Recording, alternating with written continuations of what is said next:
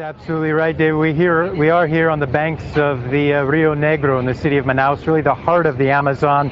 We're going to be boarding a boat similar to the one that you see behind me. That's a river boat that transports more than 10 million people down the rivers here in the Amazon every year. We'll be going down the river all week, stopping in communities, talking to them, people, about what they think about sustainable development, how the Amazon affects their lives.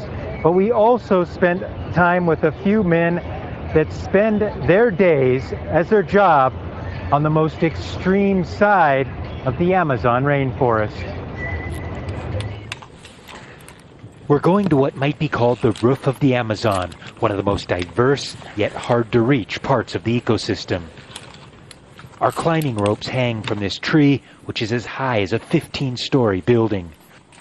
It's trees like this that remove harmful carbon dioxide from the atmosphere, reducing greenhouse gases and replenishing the air with oxygen. Even for those who climb the trees every day, like our guide, the view from here puts a new perspective on the world's largest rainforest. Climbing a tree in the Amazon forest is like magic. You become part of the environment by doing this. It's quite the sensation to be here at the top of the Amazon rainforest. It's a once-in-a-lifetime experience. But there's also a lot of scientific data that can only be obtained here at the top of the canopy. Antonio MANZI, a scientist, takes me to a jungle tower that collects and analyzes key data that is put into climate change models. At the top, an endless view of the forest canopy where 50% of the Amazon plant species can be found. On the tower, they measure everything from wind speed, radiation and heat levels, amounts of rain and humidity, all sent back to base in real time and all powered by the sun.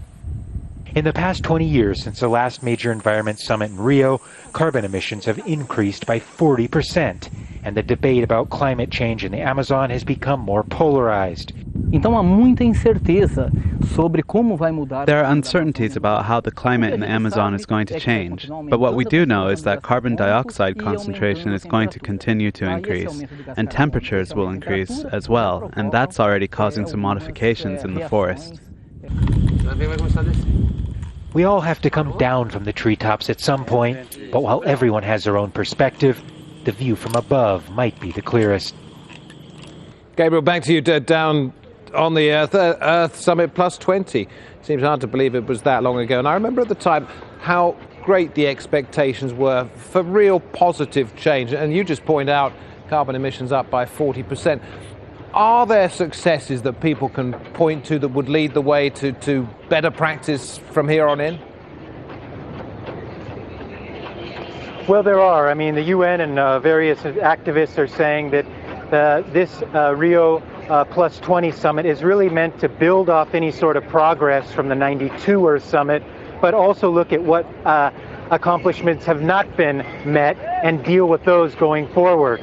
So the big thing they're going to be looking at is really trying to set up some sort of global fund for sustainable development, maybe as much as $30 billion, but it's going to be tough going. We're hearing the draft negotiations, only 40% of that so far has been agreed upon, but starting on Tuesday of this coming week, world leaders will be arriving in Brazil to start hashing out their differences to see if they can come to some sort of conclusions here.